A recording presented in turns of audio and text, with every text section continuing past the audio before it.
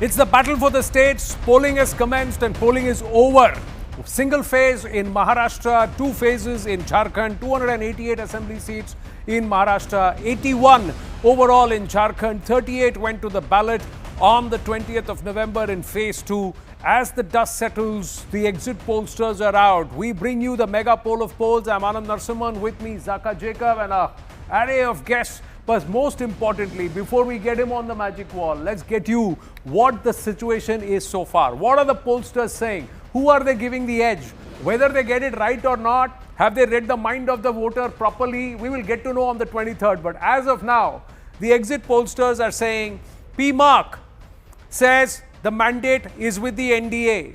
Matrize says the mandate is with the NDA. Chanakya strategy says the mandate is with the NDA. People's Pulse says the mandate is with the NDA. Bhaskar says the mandate is with the INDIA. And then at the bottom of it all, you have the Lokshahi Marathi, which says ye phasega election. Phasega election is what they are saying. Halfway mark is 148.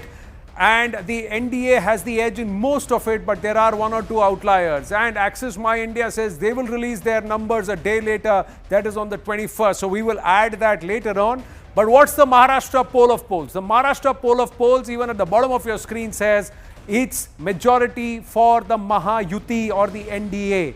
151 is the projection, INDI alliance 129, 8 for the others. So the number of independents coming down drastically. Nistula Hebar, Rohit Chandravarkar and Aman Sharma with us in the studio. We'll have our guests joining us remotely also. But Zaka Jacob, this is a big shift. I'll come to you on Maharashtra after we quickly get our viewers what happened in Jharkhand, what the pollsters are saying with respect to Jharkhand.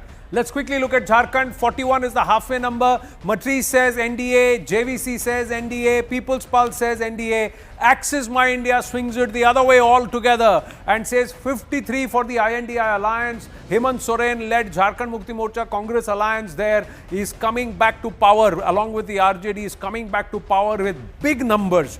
That's the projection Access My India has made. It's an outlier in its own sense. So the mega poll of polls brings it very close, makes it a dead heat because of the Access My India numbers. Otherwise, the NDA confident Babulal Marandi, while speaking with us here at News 18, said 51 plus for the NDA. So the BJP plus the Ajsu coming in, will that make a difference? We'll have to wait and watch. Let's swing back to Maharashtra. We'll talk Jharkhand in a bit. Maharashtra is critical. The voter turnout numbers, Zaka Jacob, if the voter turnout are an indication, are you confident the mandate will be clear? Yeah. Lokshahi Marathi is an outlier? No, I think that's at least, the conventional wisdom of higher voter turnout, anti-incumbency, that's been broken. That myth has been broken because just Haryana had almost close to 70%. In fact, it was more than 70% voter turnout, and yet it was pro-incumbency.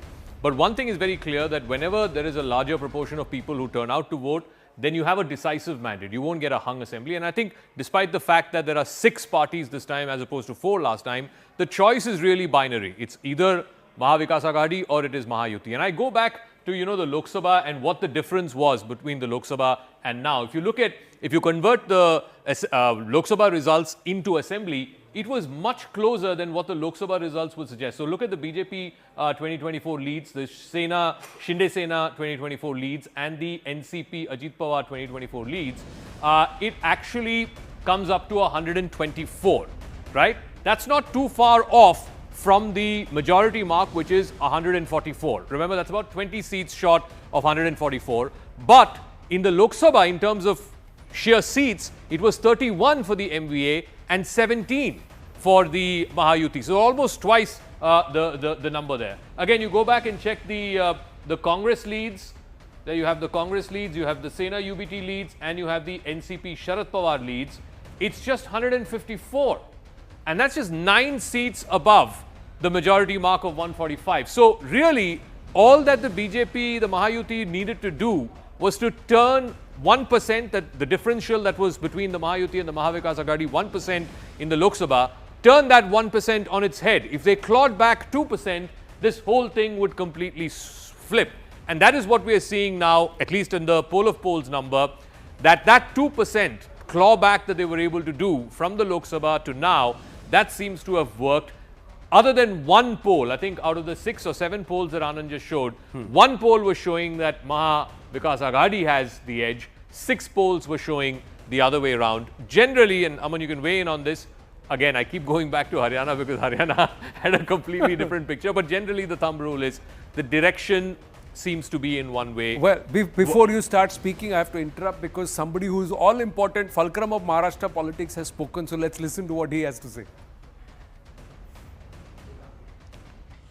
मुझे ऐसा लगता है कि जब जब voting percentage बढ़ता है तो बीजेपी को ही उसका फ़ायदा होता है। तो मैं ऐसा मानता हूँ कि निश्चित रूप से ये जो बढ़ा हुआ वोटिंग परसेंटेज है ये बीजेपी और हमारे अलायंस के लिए, महायुति के लिए ये फ़ायदा हमको देगा और इसका फ़ायदा हमको होगा। जेव्हा जेव्हा मतदानाची टक्केवारी वाढते त्यावेळी भाजपला फायदा होतो असं आपण नेहमीच बघितलेलं आहे। आताही चांगल्या प्रकारे वाढलेली आहे, त्यामुळे आमची जी महायुती आहे महायुतीला याचा फायदा होईल। Mahayuti will gain. Mumbai is about 54%. Rahul Shivshankar with us, Aman Sharma, Rahul Shivshankar, Rohit Chandrawalkar. All of you. Now, the man has spoken. Now, what do you think?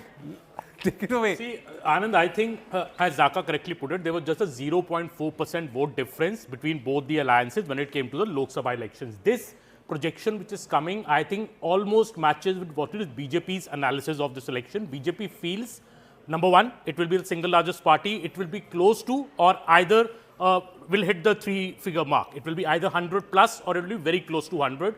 BJP also feels that Shinde Sena will do very well.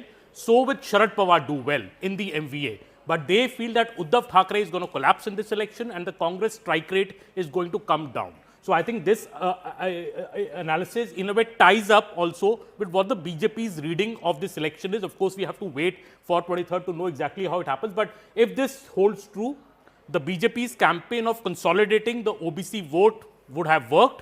The BJP's campaign to also get a portion of the Dalit vote back in its favor, you know, bus this Samvidhan Khatre Mein Hai campaign would have worked on the ground. So that I think is the BJP's reading. We'll wait for 23rd what happens, but that and Jharkhand, for example, if I just add a line more, the Jharkhand campaign of the BJP also, if BJP wins, obviously their infiltration campaign has worked. Soren's sympathy is gone. Especially the Santhal Pargana region is the key. There are 18 seats there. Only the Axis poll is giving 15 out of the 18 seats to JMM. So that means if Axis is true, that this whole infiltration campaign has been blown to smithereens by the in the BJP camp. So BJP is very confident Santhal Pargana is going to make the government. If BJP wins it, the Pennsylvania of Jharkhand is Santhal Pargana and the Pennsylvania of Maharashtra is Vidarbha. So, you know, which way these two regions swing will determine the election, but I'll hold on to 23rd for what it's going to be like. Well, we'll hold down to this line of yours and we'll see what happens with the Pennsylvania of Jharkhand and Pennsylvania of Maharashtra. Rohit, and Rohit Dissula is also with us. Yes. Yeah, two questions I have, you know, looking at this, of course, if these numbers hold. We're talking about Vidarbha and we are saying since morning that Vidarbha and Marathwada will be the deciding factor. Now, these two regions have two huge issues. Vidarbha, agrarian crisis and farmers' distress. Marathwada, the Maratha agitation. Has that not worked for Maha Vikas Aghadi is the big question that will be asked on 23rd if these numbers hold. So it's clear that, you know, the BJP has been able to tide over two of the biggest challenges that the media wrote about, spoke about in the last 3-4 months. And I don't know how that happened. You don't know? I don't know how that happened in Marathwada and He did Vidarbha. say he had questions at the beginning before he started speaking. Well, obviously, like just a second. Obviously, like I said earlier, the Hindutva card might have worked, but I don't see that working in, you know, place where farmers are in distress or the Maratha issue is there. What about the women thing? You think the women thing would have compensated? That might have worked. I think the women's the direct benefit transfer schemes might have worked, and also the Hindutva narrative that has worked in Western Maharashtra or Mumbai, Thane, Pune, all this region, because that's where, you know, that's where also a lot of seats come from.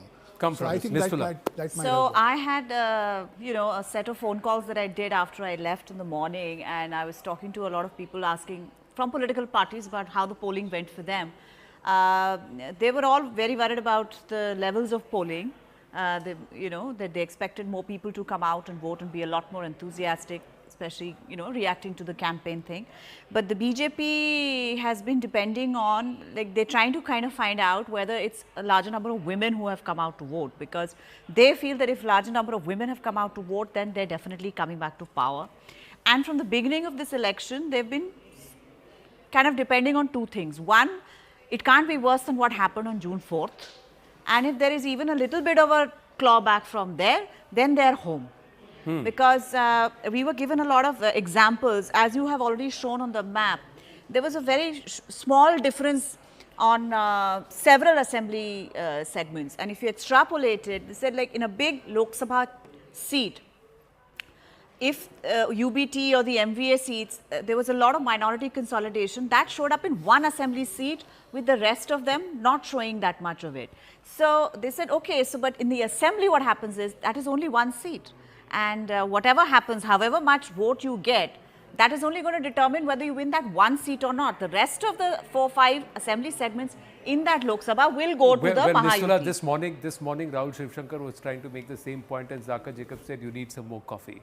But but coming back to the same point, Rahul, we've got Swagata Shah of NCP, Ajit Pawar, Chetan Bhagat will be there, Rohan Gupta of the BJP with us, and Sushil Vyas of the Shiv Sena with us, the Dhanush Ban Shiv Sena. So Rahul, now, if there is a voter turnout, Rahul Shivshankar, of 54% in Mumbai, overall a 65% voter turnout, Devendra Fadnavis says more votes means advantage Mahayuti. Anand, I just You're asking me? Yeah.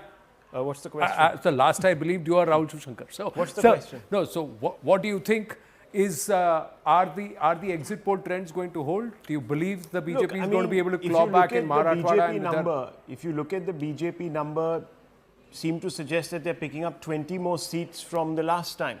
And I agree with Mr.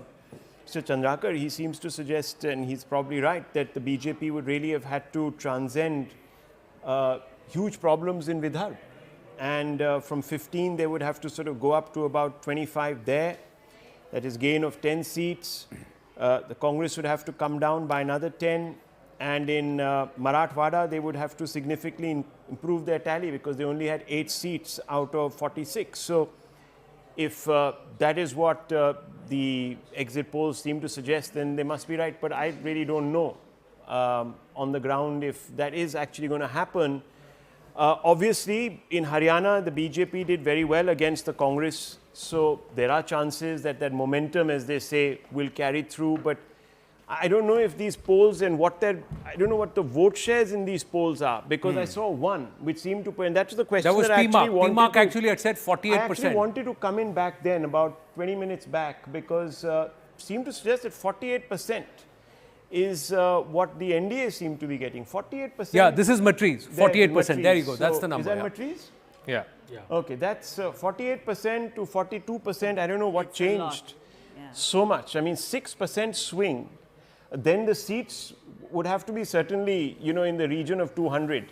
A 6% swing would mean a decimation across the board of the others. There would be a wave. No, but Matrize says 48%, Rahul, but it does not give the 200 seats. What it's saying is... Well, that's what I'm saying. I find that odd, because, if the tight less than a percent, had such a tight sort of election as the 2024 numbers projected onto assembly suggested, a 6% swing.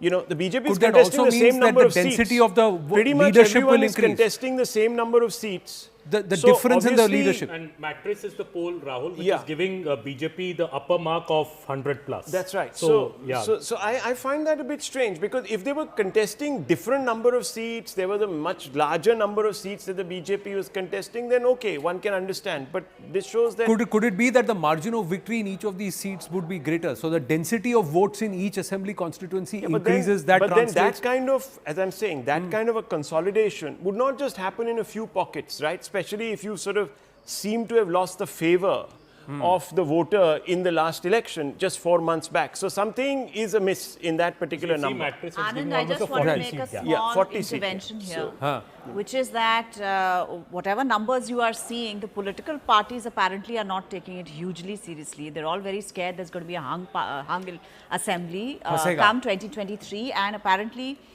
22 private aircrafts have already been booked So chartered flights have been, That's the aircrafts- number. Yes, That's the real that's number. the These real numbers are all, okay. The real number is flexible. 22 The real private number is the aircraft. number of Private chartered aircrafts have been planes booked. that have been booked. That must be 40% of the total available chartered Chetan flights. Bhagat is with us, Swagata Shah, Rohan Gupta and Sushil Vyasi with us. Swagata Shah, starting with you. They are saying that in Baramati, Pallavi Ghosh was saying that people of Baramati believe 23 के बाद अजीत पवार वापस आ रहे हैं.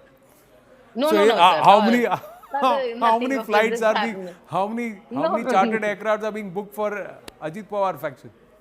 No. Ajit Pawar sir is not going anywhere. Definitely he's coming and he's going to win.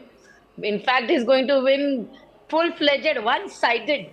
One side. Because it's not the first time he's been working in Baramati. It's almost like seven times he's been winning. You think Baramatikar don't know what he has done for them.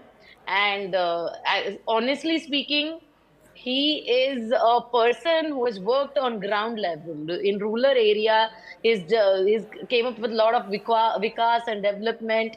And you can see now Baramati is So what is his strike village rate going to be? Because is he going to be the weakest link in the Mahayuti, or will he come back and say, I deserve my spot here? He will come back. No, he will And come back. he's- No, he will come back is okay, but the number of seats that the NCP Sharad Pawar is fighting, what will be the strike rate? Will that be critical? Chetan Bhagat, we have 3 voices from the Mahayuti right now, so I'm going to first ask you and then go across to Rohan Gupta and Sushil Vyas. Yeah. Well, like I said in your previous show, it's firstly exit polls are embarrassing track record recently. People have lost jobs because of that. Stock markets have been exploited because of that. But if it's showing an edge to the BJP or close match, then it's what always happens will happen. The BJP will make the government. I think this is also a test of what is the Shiv Sena all about. I think this is a test of what is the Shiv Sena going to do from, let's say the UBT loses, what is their future in Mumbai? And even the other Shiv Sena, the Shinde Shiv Sena or whatever you want to call it, they are there only because of the BJP. Can they take on the BJP, for example? Supposing they can it operate on its own and build enough support? I think this is a chance for the BJP to come back and take hold of Maharashtra, which they probably think they should have. They should have never done that alliance with the Shiv Sena in the 2019 elections. And I think maybe they're going to get the benefit out of it. I'm just looking at the numbers, looking at the sentiment that Ladli Behna had done, looking at the slogan which became really catchy, Ek hai to safe hai. I think the BJP is coming back. I could have egg on my face. This could become the clip that is played 2 days from now saying that look at this idiot. But that's what it's Chetan Bhagat, you're not very off the mark. Look, now I'm going to say something that's probably going to be sounding politically heretical. See, This is the clip that's going to go viral. Yeah, maybe. It should. This Sharad Pawar factor. Now, let's just add a couple of caveats here. Okay. Yes, he's a very, very experienced politician. But look at the track record of some others who broke away from the Congress. Look where they ended up. Mamata Banerjee, Chief Minister, on her own steam, grew much beyond the Congress party. You have Jagan, of course. You have in Kerala, Mr. Karunakaran. You've had several people who broke away from the Congress and did much better than the Congress, won the state for themselves. Sharad Pawar hasn't been able to do that. So, you have to, look, great man, great legacy, this, that, the other. But the pan-Maharashtra appeal, electorally, I'm saying, is it there? He has gained a lot. He's done very well in conjunction with the Congress party. So, this caveat needs to be added. That look, yes, Sharad I Pawar agree with you, Rahul. is a great backroom maneuver, fantastic, instincts for politics, great administrator. But does he have this pan-Maharashtra appeal that can carry the NCP or should have carried the NCP on its own into the Raj Bhavan as the into the secretariat, the Vidhan Sabha as the party that stands on its own? No, he hasn't been able to do that. No, that's because his So voter is Avaskar, concentrated. His Rahul, voter is that's what I'm concentrated in a saying. particular Rahul, region. yeah, He's not. yeah. He's not. Rahul, I agree with you. And it's, Yeah. it's a bit like Gavaskar and Virat Kohli mein fark hota hai, you know, like, I mean, Gavaskar is very respected and everything, and then there's a certain kind of captain who wins you, not recently, but, you know, there's certain kind of captains who win you matches. Look, I'm just And, looking at it from they a may point. not be I don't know anything about cricket. I just know a little No, I'm bit just about saying politics, that minute amount. sometimes you have a lot of respect, and there is no doubt that like Mr. Advani, let me just say, right? Highly respected, but when it comes to having what it takes to get past the victory mark, respect is not enough. You need the winning strategy. Yeah. You need to connect to people. You need a winning message. You need to say that, okay, this guy says that I trust him. And there is only one man who has been able to do it in India, and he's the Prime Minister. I mean, that's the fact. No, I mean, there have been pockets of, like, sometimes people are upset with him and somebody else wins. But what is the message of the Shiv Sena? Of the Shiv Sena, UBT Shiv Sena? Why is it needed in Maharashtra? What is it doing for Maharashtra people? Like you said, what is Sharad Pawar NCP doing for Maharashtra people? Why should people vote for them? What will they do differently? Sure, many people are pointing out flaws in what the current administration is doing wrong. But then what is your plan? How are you going to make things better? Yeah, people are tired of inflation, unemployment, farmer distress. What's your plan? Very clear. And I think there is no one unifying slogan. There is no one unifying face. There is no... So it's always going to be a toss-up. It's always going to be this, maybe we'll win, maybe we'll not. Oh, this time we won. Oh, this time we didn't. So somewhere, You know, these kind of assertions, you know, they pinch because they go against the grain. You know what Chetan is saying? I mean, I laud him for sticking his neck out. You know, I'm sort of saying something here, but look, I'm not being disrespectful to anybody. But you have to actually begin to ask yourself. You look at the facts and say, look, you just look at the facts. Three decades, Sharad Pawar has been there. And, absolutely. And if he says that his you have been the pillar, according to yourself, Maharashtra, around which, you know, secular politics seems to revolve. But you never became the pillar. You became, you know, one of the totems. There are several. So you know, look. So you're saying backroom strategist, yes, but if great. sphere of influence remains Western Maharashtra only. What has always been said about Sharad Pawar, kingmaker. King? I don't know. King. So that's okay. Rohan Gupta put his hand up. Yes, Rohan Gupta. Then Sushil ji coming to you. Basically, I think the discussion what we are having, because we know that after Haryana, nobody is confident about any of the exit polls. So I think let's park it separately. But there is a major difference between what happened in Lok Sabha and what is happening in assembly elections. I think the opposition is completely short of the clear-cut narrative. In Lok Sabha, they had some successful narrative in terms of satasat, khatakhat guarantees. They have some narrative in form of reservation, Dalit votes, SC, ST, reservation and all these things in name of Samvidhan and caste census. By the time, you know, they got that success, by the time that Haryana election came, both these narratives were shattered. Why? That Dalit narrative, because of what happened to Kumari Shelja and the leaders there. So people never believe that hypocrisy, you know. On one side, you are talking about SCs and a senior leader has been treated like this. And Congress never paid attention to that. They were overconfident that, okay, whatever happens, we are winning. People are very, very sensitive. They see what you are talking, whether you are following what you say or walk the talk. They follow it very, very, very, very closely. Another thing is satasat pataphat. We yesterday had debate on how this Himachal Bhavan is getting auctioned. So people see that, whether you can trust these people or not. So these two central narratives, on basis of which they did well in Maharashtra, they did well in Haryana, both got shattered by the time this election came. On that counter, if you see that ek hai to safe hai, right? That narrative become the central narrative. And on the last day, if the Indi Gathbandhan leaders, they have to react to this narrative, it clearly shows as opposition you know what party, somebody said in Maharashtra? Lost the narrative. Batenge to katenge is playing out in the Mahayuti itself, and the BJP has done it. Bata bhi aur kata bhi. Maharashtra में parties को आपने ही बांटा और काटा. That's the allegation, Rohan. आपको पता है ना बटेंगे ना कटेंगे, एक है तो सेफ है. My point here is Maharashtra में देखिए बीजेपी के ऊपर यही आरोप है कि शिवसेना को बांटा काटा बीजेपी ने. मैं इसका जवाब देना चाहूंगा. और एनसीपी को भी बांटा काटा बीजेपी में. और फिर जाके आप कह रहे हो बटेंगे तो कटेंगे. देखिए मुझे एक चीज बताइए, शिंदे हो या अजित पवार हो, are they forced? No, they decided themselves. If you are going against your ideology, and Shinde and so many number of MLAs, they didn't feel that, okay, you are with your narrative or Vichardhara, they are against the party. What is wrong? I don't feel that, you can blame any party for that. You have to blame yourself why these things have happened. And people of Maharashtra, I don't believe the exit polls, but still, if you see the trend, people of Maharashtra, they don't find this narrative good. As an opposition party, there can be grassroots issues which opposition parties should have capitalized. They have completely failed on that. On last day, if you have to react to this ruling party's narrative of ek hai to safe hai, and that with Adani's photo, where your CM in Telangana takes 100 crores donation from Adani. So Telangana Adani is different, Maharashtra Adani is different.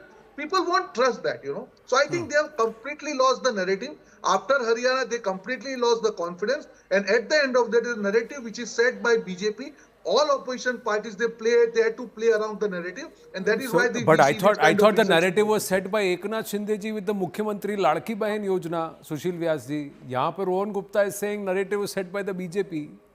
अरे आप कटेंगे तो बटेंगे क्यों कर रहे हैं भाई साहब हमारे पीछे मैं तो टेस्ट कर रहा हूँ मेरा काम टेस्ट कर रहा है मैं तो मेरा काम कर रहा हूँ सुशील जी देखिए 51 सीटें हैं जाका जी का plotted it here on the wall 51 seats हैं जहां पर आप और उबाटा आमने सामने हैं वहां पर फैसला हो जाएगा कि शिवसेना कौन है Anand ji in the parliament election the counting took place on 4 June ji there also one against one Shivsena real Shivsena versus UBT Shivsena. You please compare the strike rate. Our strike rate when we were in direct contest against UBT was far better than UBT's strike rate. Overall also, our strike rate was better than UBT's strike rate. That is a part. Now, this election, we have fought for the performance. What we have done for the people of Maharashtra for last 2.5 years under the leadership of Eknath Shinde, because there is no confusion. Present election, we are contesting against the leadership of Eknath Shinde. That has been told to people of Maharashtra by everyone in Mahayuti, including BJP and Ajit Pawar.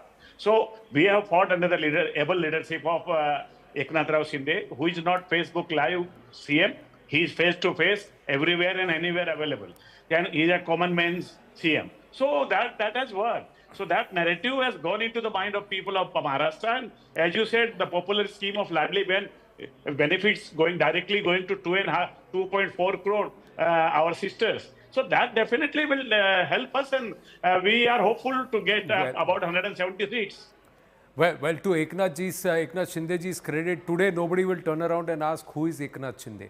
And I think that is something that rankled his mind for a long time, because any wise man in Maharashtra will not say that now. No, nobody will ask that question. But you would agree that this is a critical election and it's not as clear as the exit polls predict. Do you agree to that? Do you agree, Sushil ji, that it's not as close as it looks, or it's not as clear as it looks? It's far closer. With great respect to you, as I said, my last statement that we will not win less than 165 seats. We are comfortable majority. With comfortable majority, we are going to win this election and we will form government again. You know, last time in 2019, when BJP and United Shiv Sena fought together, you ended up with 162. So now you're saying you'll get more than that, but we'll see. Saturday is not too far away. But Rohit, just an input. Shinde's team is meeting some journalists right now in Mumbai, and the official or unofficial, whatever expectation they are giving is they'll get 170 seats, BJP 95, Eknath Shinde 55, and Ajit Pawar 20.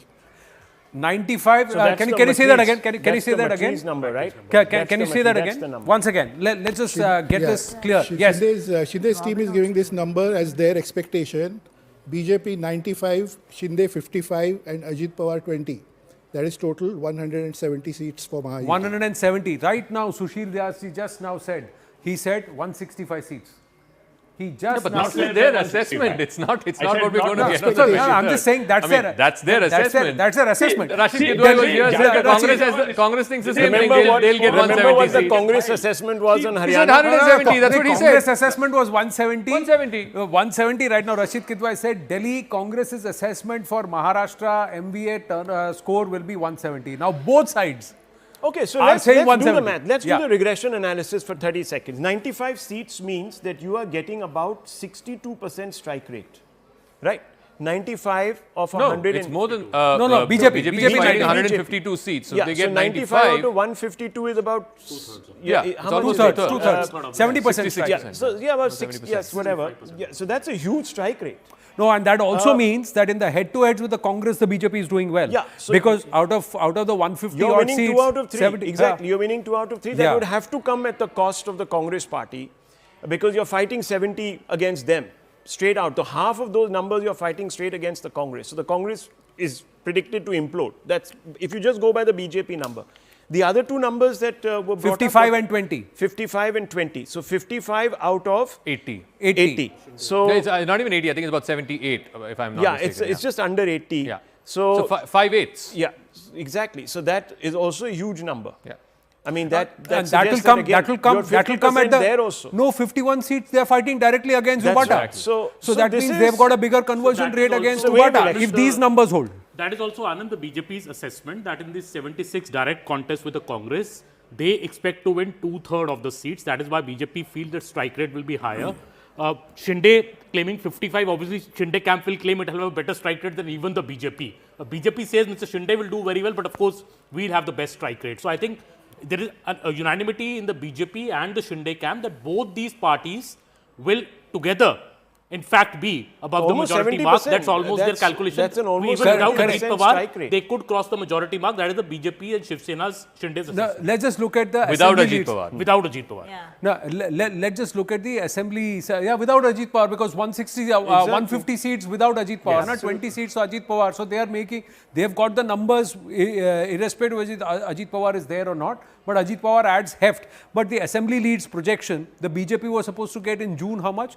Because in 2019, I remember they got 104, right?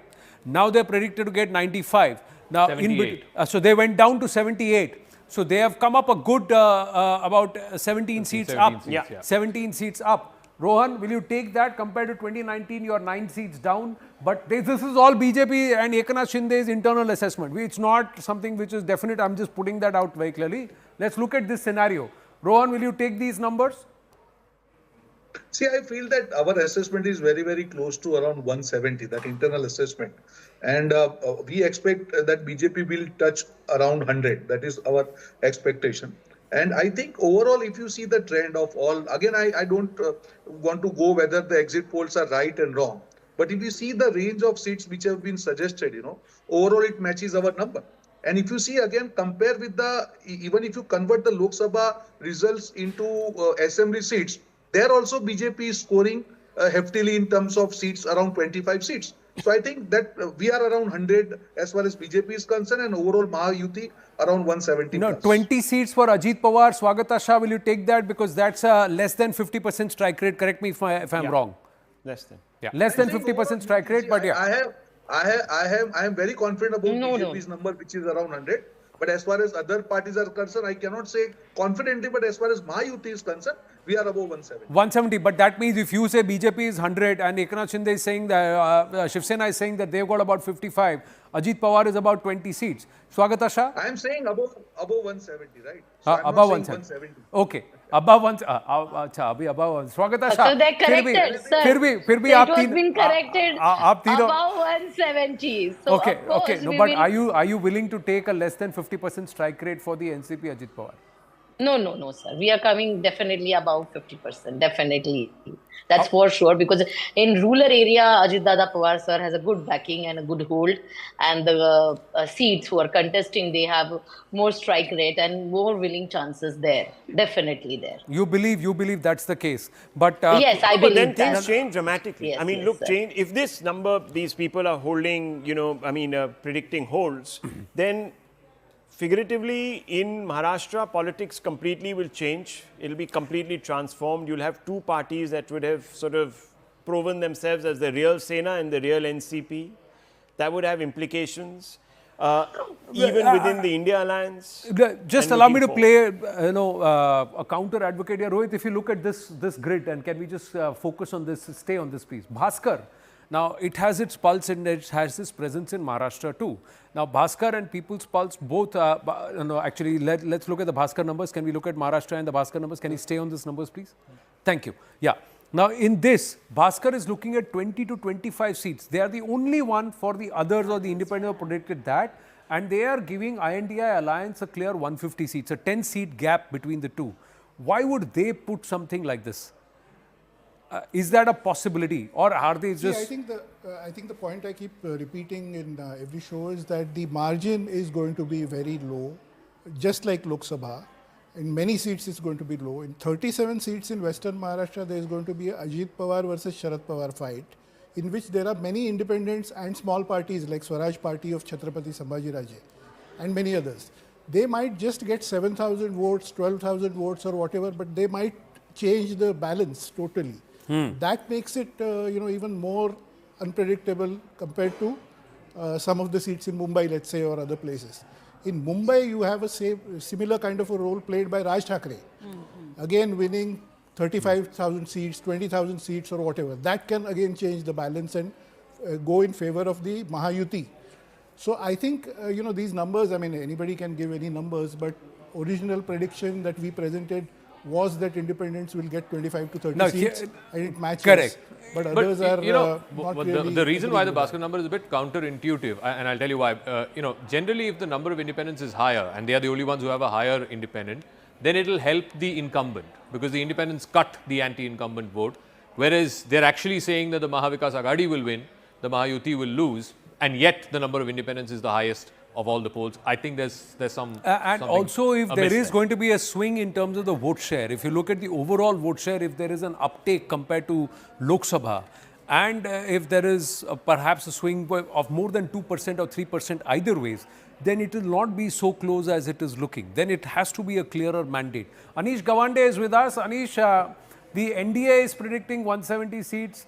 The MVA is predicting 170 seats. We've just got an internal assessment that Rohit Chandravarkar put out from the Mahayuti, which says BJP 95, Eknath Shinde, Shiv Sena 55, and Ajit Pawar, NCP, the Ghadi, gets 20. So that's how they got 170. That means technically BJP plus Eknath Shinde should get about 150 seats, and they are also comfortably pure majority.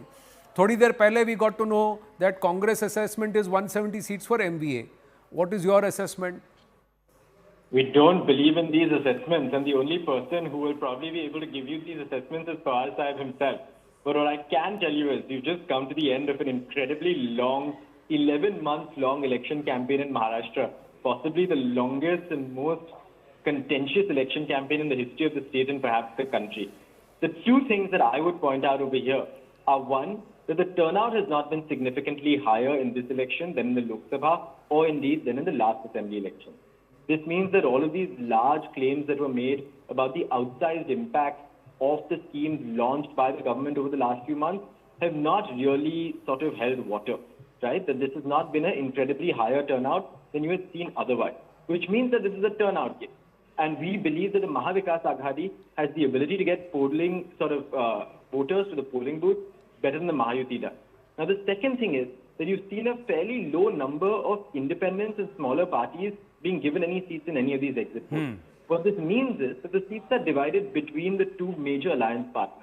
And in this, the sort of margin of error will be very critical in determining whether or not these exit polls are accurate. And the silent voter who proved these exit polls wrong in the national elections will possibly be the silent voter who also proves these exit polls wrong come 23rd November. But as a spokesperson, I don't believe in the vice of predicting numbers, so I'm not going to do that on national television. But Western Maharashtra for Sharad Pawar and for the NCP there, as far as the Tutari is concerned, how many? What is the performance? No, when I say what's the performance, because the strike rate is going to be critical, because there are direct fights. The UBT is in a direct fight on 51 seats. The Congress is in a direct fight with the BJP on 75 seats. You guys are in a direct fight too in a lot of seats. So that's going to be critical. Strike rate is incredibly important. I think that's the priority for the NCP-SP. That's been a priority even in the Lok Sabha election. Every seat that we fought to win. And I think you'll see a reflection of that in the election results as well. I won't tell you the exact number of seats we'll get because that would be sort of presumptuous before the election results. But what I can tell you is that we'll have a very, very high strike rate. I was on another channel where they were seeing Satta Bazaar predictions, and they predict us as having the highest strike rate as well. So I'm hoping that those Satta Bazaar predictions come true and that All we right. have those high Just, strike rates just this year. give me a moment. We have with us one of the newsmakers tonight, Mr. Nana Patole, is the chief of the Maharashtra Congress. Patole जी बहुत बहुत धन्यवाद हमारे साथ जुड़ने के लिए। जो exit polls के आंकड़े दिखा रहे हैं सारे, मतलब 7 पोल से 6 पोल ये दिखा रहे हैं कि महायुति जीत रही है और बड़ी कंफर्टेबली जीत रही है। आपकी पहली प्रतिक्रिया चाहूंगा मैं। मेरी कंफर्टेबली नहीं जीत रही है। मैं ग्रास रूट की बात बता रहा हूँ कि महाराष्ट्र में महा विकास आघाड़ी की सरकार सत्ता में आएगी और जिस तरह से ये एग्जिट पोल आपके दिख रहे हैं इसका उल्टा होगा। कम से कम 175 तक महा विकास आघाड़ी की सीटें महाराष्ट्र में आएंगी और मेजॉरिटी में गवर्नमेंट हम लोग बनाएंगे। लेकिन ये बताइए कि मतलब सारे एग्जिट पोल गलत हैं, ऐसे तो नहीं हो सकता ना। हरियाणा में क्या हुआ था? नहीं, वो तो मैं मान रहा हूँ कि ठीक है हरियाणा में हुआ था, लेकिन हरियाणा तो छोटा प्रदेश है ना। मैं आपके सवाल का जवाब मैं तुरंत दे दिया ना। वहां तो पूरे ही थे, तुम्हारा तो साथी है यहाँ पर। वहां तो एक भी पोल नहीं बता रहा था, एक भी ये नहीं बताता। हरियाणा में तो कांग्रेस दिखा रहा था।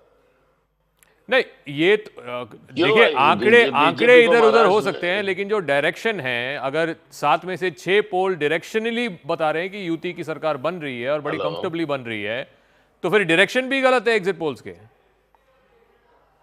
बिल्कुल गलत है। क्यों? मतलब ऐसा क्या हो रहा था ग्राउंड में जो एग्जिट पोल्स कैप्चर नहीं कर पा रहे हैं, जो आप देख रहे हैं लेकिन एग्जिट पोल वाले नहीं देख रहे हैं? मैंने पार्लियामेंट में भी आप लोगों को कहा था, तब भी आपका एग्जिट पोल गलत दिखा रहा था पार्लियामेंट में भी। और तब भी मैंने कहा था कि हम लोग सबसे बड़ी महा विकास आघाड़ी की सीटें महाराष्ट्र में आएंगी। तब भी तुम्हारा एग्जिट पोल एक्सेप्ट नहीं कर रहा था और 31 सीटें महाराष्ट्र में हमने पार्लियामेंट में जीती 48 से। लेकिन पिछले 6 महीने में ये था कि जो माहौल लोकसभा में था उसको सुधरा गया महायुति के तरफ से। देखो, उसके बाद में छत्रपति शिवाजी महाराज की प्रतिमा गिरी, इनके भ्रष्टाचार की असलियत लोगों के सामने आई। किसानों की आत्महत्या बड़े पैमाने बढ़ी, किसानों को मदद ये नहीं कर सके। और रही बात युवाओं का बहुत गुस्सा इनके विरोध में है। किसान का है, युवाओं का है, महिलाओं का है। और जिस तरह से महाराष्ट्र को गिरवी रखने का काम ये सरकार ने गुजरात को किया था, उसका गुस्सा लोगों में था और वही हमें करंट नजर आ रहा था। लेकिन ये बताइए, जो कांग्रेस और बीजेपी की डायरेक्ट फाइट है, जो स्ट्रेट फाइट है, करीबन 75 सीट ऐसे हैं स्टेट वाइड, और खासकर विदर्भ में तो 35 या 36 ऐसे सीट हैं जहां पे स्ट्रेट फाइट है कांग्रेस और बीजेपी के 40। हाँ, तो वहां पे कांग्रेस हार रही है ये इलेक्शन, ये एग्जिट पोल कह रहे हैं। बिल्कुल बता रहा हूँ, विदर्भ में कांग्रेस ही 1 नंबर पार्टी रहेंगी और सबसे ज्यादा सीटें कांग्रेस की आएंगी। और सेकंड थिंग, हम लोग 45 से 50 के बीच में विदर्भ में सीटें जीतेंगे 63 में। आप कह रहे हैं कि 62 सीट्स में आप 45 कांग्रेस पार्टी जीतेगी? यस। तो फिर अगर 45 जीत रही है विदर्भा में, जो सबसे बड़ा रीजन है, तो ये एग्जिट पोल तो ऐसे नंबर नहीं देंगे ना। तो फिर आंधी हो गई, तो फिर तूफान इलेक्शन हो गया। जो लोग कह रहे थे कि हरियाणा में भी होगा, लेकिन हुआ नहीं। तो हमने कब बोला था? आप नहीं दिखाया था उस समय में। नहीं, आप भी तो बोल रहे थे कांग्रेस पार्टी क्या और कुछ क्या बोल रही थी। हुड्डा साहब भी बोल रहे थे कि मतलब 70 सीट आएंगे।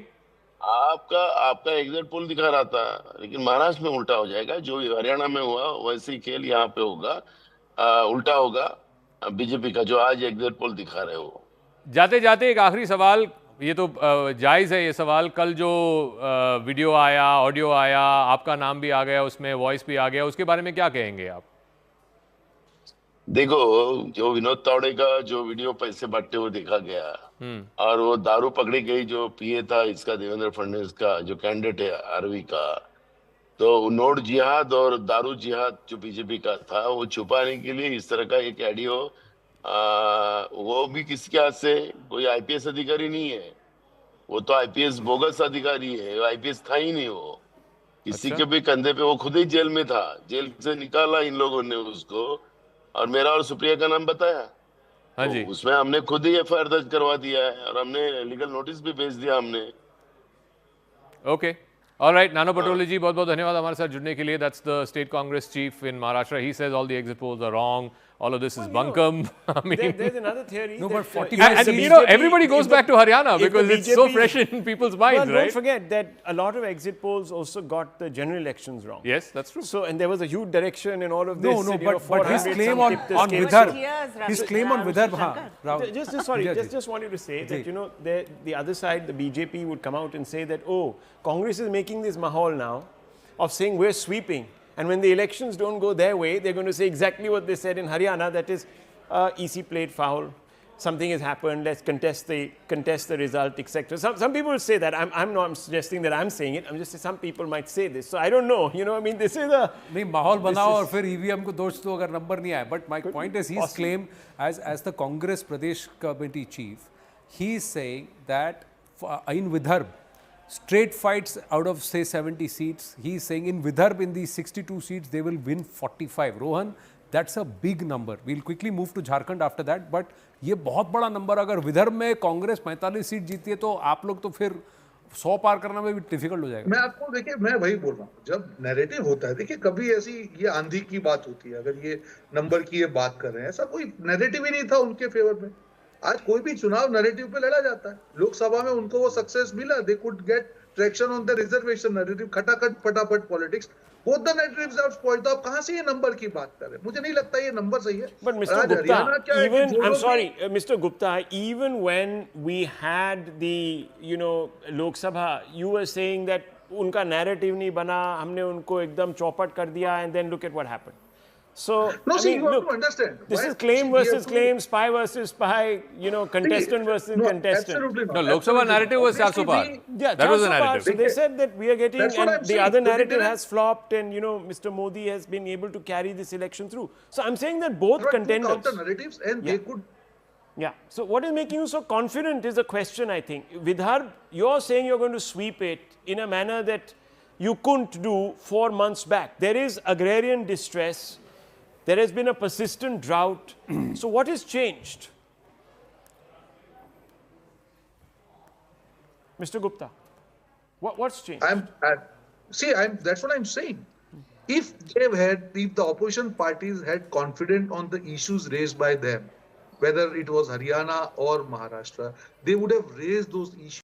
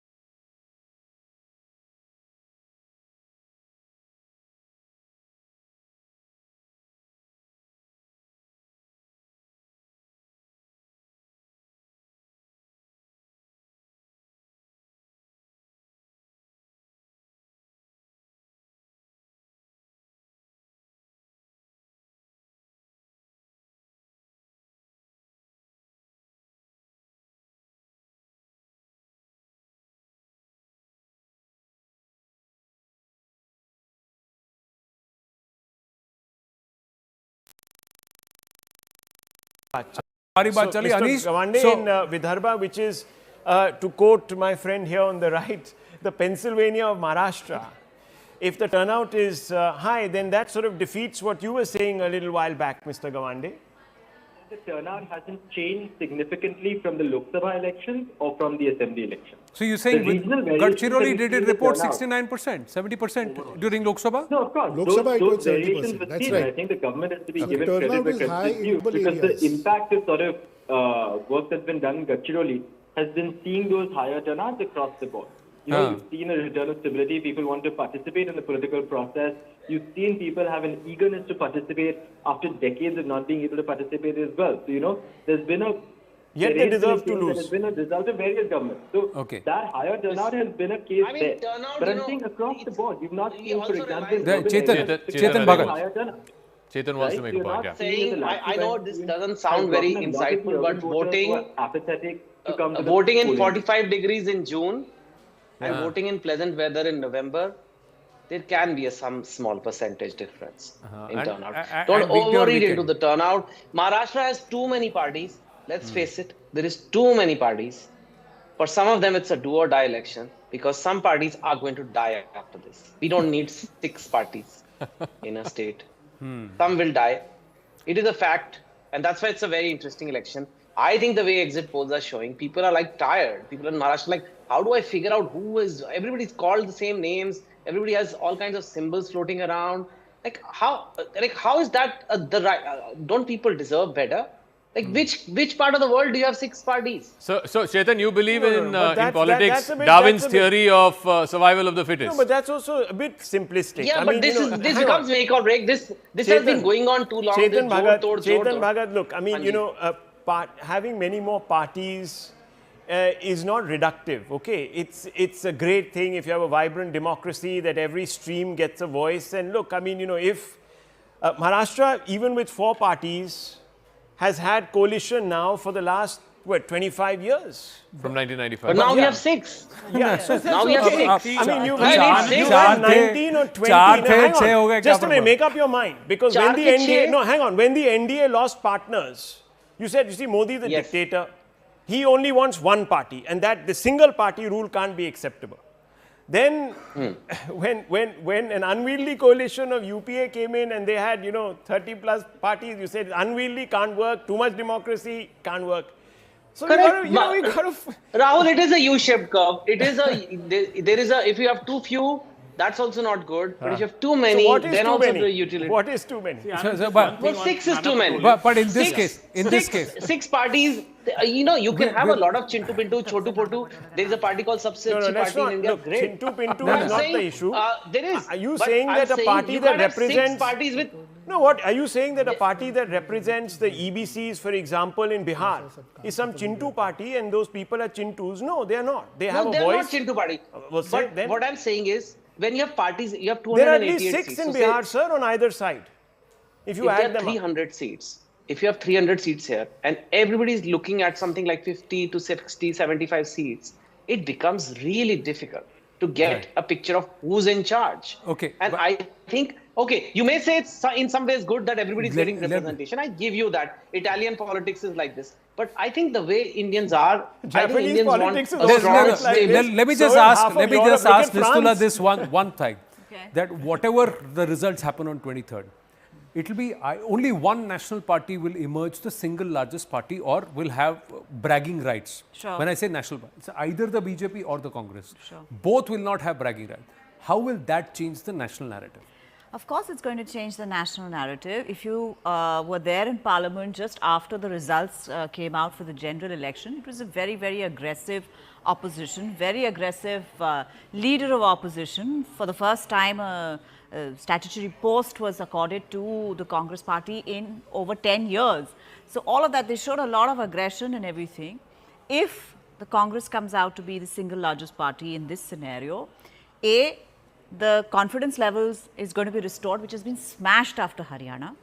Number 2, India Alliance will get a breath of fresh air because if you remember this victory speech that Prime Minister Modi gave after the victory in Haryana, he referred to the Congress as parjivi, parasitic, to what they did to their ally in Jammu and Kashmir.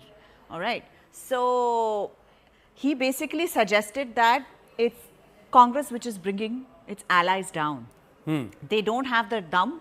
They have, you know, feeding off their allies. Naak bada, muh chota. That is a saying in Hindi, that they have a sense of their own dignity. They stand too much upon their own dignity, and they don't concede space where somebody else could win, their ally could win, and all of those things. So a lot of those things will get rethought.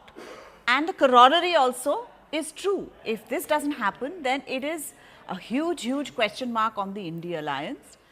Whether Congress can be the fulcrum of that alliance, whether it is. See, the winter session of Parliament, narratives will be set, critical bills, the Waqf Amendment Bill will come into play, One Nation, One Poll will be tabled, Common Civil Code will be talked about, there are other decisions will be made, and it will be the winter session of Parliament where Priyanka Gandhi Vadra and Rahul Gandhi will be together in the Lok Sabha. If the Wayanad results also go as per the ground sentiment indicates in favor of the Congress party. Overall, ladies and gentlemen, these elections, these results on the 23rd will also perhaps refine the narrative either ways, and re-energize factions either ways. And that's why it's critical. Both Maharashtra and Jharkhand. And if you were to plot it on the map, there will be a different story or a narrative also that will be claimed by either of the victors on that day. It's result day. The coverage continues here in the battle for the states on CNN News 18. Stay with us.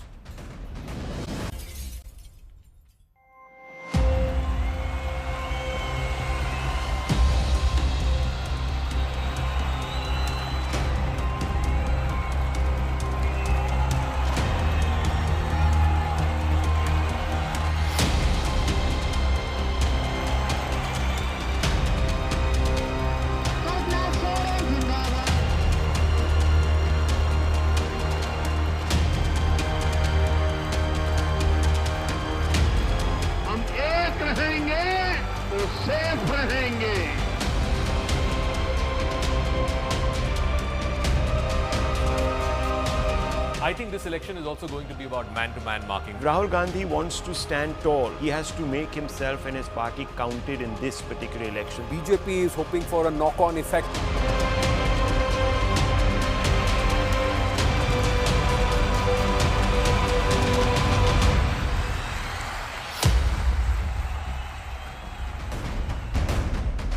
It's the battle for the states. Polling has commenced and polling is over. Single phase in Maharashtra, two phases in Jharkhand, 288 assembly seats in Maharashtra, 81 overall in Jharkhand, 38 went to the ballot on the 20th of November in phase 2. As the dust settles, the exit pollsters are out. We bring you the mega poll of polls. I'm Anand Narasimhan, with me Zaka Jacob and an array of guests. But most importantly, before we get him on the magic wall, let's get you what the situation is so far. What are the pollsters saying? Who are they giving the edge? Whether they get it right or not, have they read the mind of the voter properly? We will get to know on the 23rd. But as of now, the exit pollsters are saying P-MarQ says the mandate is with the NDA. Matrize says the mandate is with the NDA. Chanakya strategy says the mandate is with the NDA. People's Pulse says the mandate is with the NDA. Bhaskar says the mandate is with the INDIA. And then at the bottom of it all, you have the Lokshahi Marathi, which says, ye phasega election. Phasega election is what they are saying. Halfway mark is 148, and the NDA has the edge in most of it, but there are one or two outliers. And Access My India says they will release their numbers a day later, that is on the 21st. So we will add that later on. But what's the Maharashtra poll of polls? The Maharashtra poll of polls, even at the bottom of your screen, says it's majority for the Mahayuti or the NDA. 151 is the projection, INDI alliance 129, 8 for the others. So the number of independents coming down drastically. Nistula Hebar, Rohit Chandravarkar and Aman Sharma with us in the studio. We'll have our guests joining us remotely also. But Zaka Jacob, this is a big shift. I'll come to you on Maharashtra after we quickly get our viewers what happened in Jharkhand, what the pollsters are saying with respect to Jharkhand. Let's quickly look at Jharkhand. 41 is the halfway number. Matrize says NDA, JVC says NDA, People's Pulse says NDA. Access My India swings it the other way altogether and says 53 for the INDI alliance. Hemant Soren-led Jharkhand Mukti Morcha Congress alliance there is coming back to power, along with the RJD, is coming back to power with big numbers. That's the projection Access My India has made. It's an outlier in its own sense. So the mega poll of polls brings it very close, makes it a dead heat because of the Access My India numbers. Otherwise, the NDA confident Babulal Marandi, while speaking with us here at News 18, said 51 plus for the NDA. So the BJP plus the Ajsu coming in Will that make a difference? We'll have to wait and watch. Let's swing back to Maharashtra. We'll talk Jharkhand in a bit. Maharashtra is critical. The voter turnout numbers, Zaka Jacob, if the voter turnout are an indication, are you confident the mandate will be clear? Yeah. Lokshahi Marathi is an outlier? No, I think that's at least, the conventional wisdom of higher voter turnout, anti-incumbency, that's been broken. That myth has been broken because just Haryana had almost close to 70%. In fact, it was more than 70% voter turnout, and yet it was pro-incumbency. But one thing is very clear, that whenever there is a larger proportion of people who turn out to vote, then you have a decisive mandate. You won't get a hung assembly. And I think despite the fact that there are 6 parties this time as opposed to 4 last time, the choice is really binary. It's either Maha Vikas Aghadi or it is Mahayuti. And let's go straight across to the candidate from Worli who's gone head-to-head with the scion of the Thakre family, Aditya Thakre. Milind Deora is with us. Milindji, namaste. This is Anand here. With me is Zaka Jacob and also Rahul Shivshankar.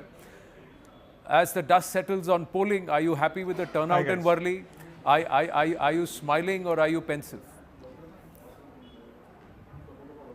No, I think that the turnout in Mumbai, Maharashtra overall has been good. It's been a good turnout, and Worli in many ways is reflective of that turnout. And to be honest, Mumbai has always been getting a flack for how many people come out and vote, and different sections vote differently also.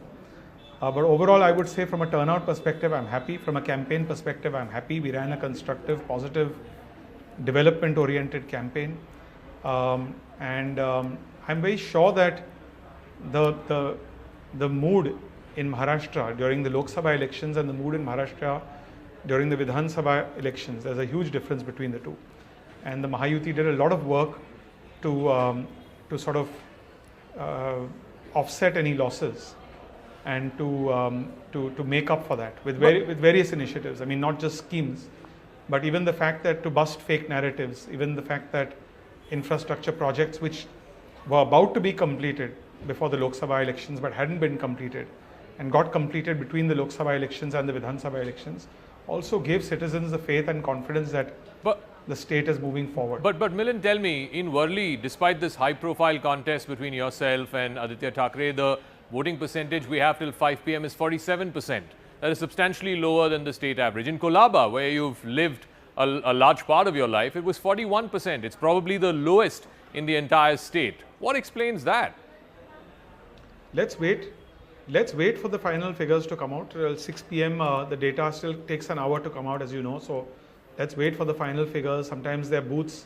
I saw a few booths where there was a line outside the booth until 6 p.m. So obviously the Election Commission allows people to vote and complete their voting if there's a line after 6 p.m. Mr. Deora, so I think let's wait for the final figures to come out. I think by around 7:30 p.m., 8 p.m. is when we'll know the final figures for Worli, for okay. Rahul, just bear with me for a second. Just one second. Hold your question. Milindji, we've got 3 numbers as of now from the pollsters. Chanakya Strategies number is also out. All 3 of them in varying ranges are giving the government to the Mahayuti. Perhaps P-MarQ is the most conservative, which says about 137 to 157. We've got Matrize, which is saying that it is again 150 to 170, and we've also got now Chanakya Strategies, which is again saying 150 to 160. Are you happy with these projections? Do they surprise you? Just your thoughts on the numbers, and then Rahul will take the next question. Ji. Yeah, no, they don't surprise me. I have to be very honest and candid with you. I have a consistent track record for a politician on this issue. That I am not a big believer in exit polls, so I take them with a pinch of salt personally.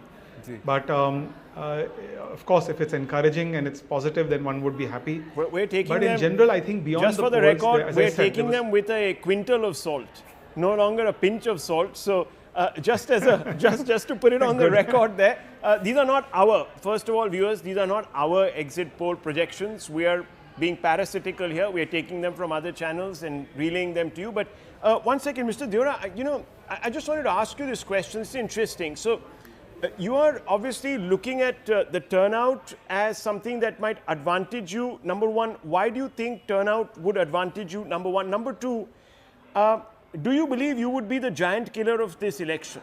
I think, look, regardless of whether turnout is high or low, I think that there was a positive a feeling towards wanting to get Mahayuti back into power. The Chief Minister certainly enjoys a lot of personal popularity.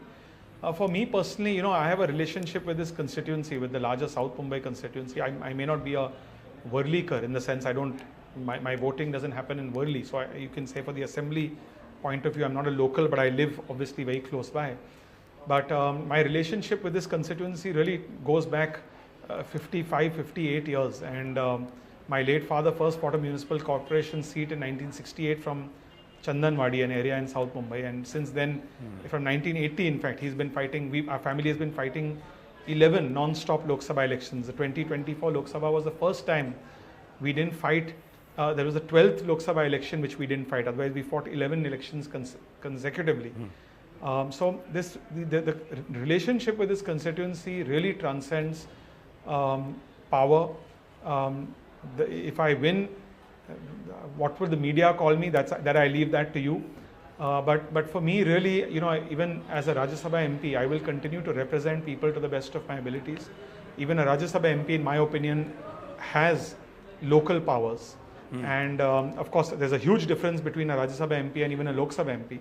But I really believe that even a Rajya Sabha MP who does technically represent the entire state has the power to serve the people of a local assembly area like Worli. So I'm very confident that regardless of the result, I will continue to build and maintain ties with the people of Worli. Milind, let me put you in a spot. So if you win in Worli and become MLA elect, which of the two would you give up? Would you give up your Rajya Sabha seat or would you give up your MLA seat? I honestly, that's a discussion I'll have within the party. But as I said, that these are things. These things happen so fast. One doesn't have time to go into what if and what if this happens and that happens. You don't really play out these scenarios or apply your mind in terms of a decision matrix. But as I said, to me, state politics, central politics, Lok Sabha MP, Rajya Sabha MP, no power at all. The things for me remain the same. My relationship with this constituency remains the same. I wasn't holding public office for a long time. I continue to have a very good relationship with the people of South Mumbai, of which Worli is a part. All right. So as I said, this relationship is something which transcends politics, and I'm one of those politicians, which I think there are very few in India, who live in the area where you fight elections from. A lot of people live in one particular area, then they take a train or a plane to another part of the country and then fight elections from there. What happens in South Mumbai affects me directly, the good and the bad. So I feel very passionate about that, and I feel very happy that I'm part of this community and this constituency. What is the confidence level? Let me ask you again, personally, and also all across for Worli and also for all across Maharashtra. I know you're trying to be balanced. I know you don't believe in exit polls, but I'm sure there would have been an internal assessment done. Do the exit polls reflect the kind of confidence that confidence is good, high, not overconfident. I certainly believe what I've seen. There was certainly the kind of campaign that the alliance ran in the 2024 Lok Sabha elections just 6 months ago is, fundamentally different from the campaign that we ran in the Vidhan Sabha elections. Far more aggressive, far more consistent in our strategy, far more united, far better coordination between all allies, and that's largely because of a state election versus a central election. Central election, you also dependent on the larger national mood. Although Maharashtra did have a different mood as compared to what the national mood was, and one can say perhaps we could have localized the Lok Sabha election campaign as well. But in the Vidhan Sabha election, you have the opportunity to do that. You focus on local issues. You also divide Maharashtra based on regions. You have a different campaign for Mumbai. You have a different campaign for Vidarbha. And I think every box was ticked by the alliance partners in this election. Well, you will not be allowed to be just a Rajya Sabha MP or just an MLA from Worli when the results happen on 23rd, Milinji. You know it very, very well. But we will take those questions and on result day.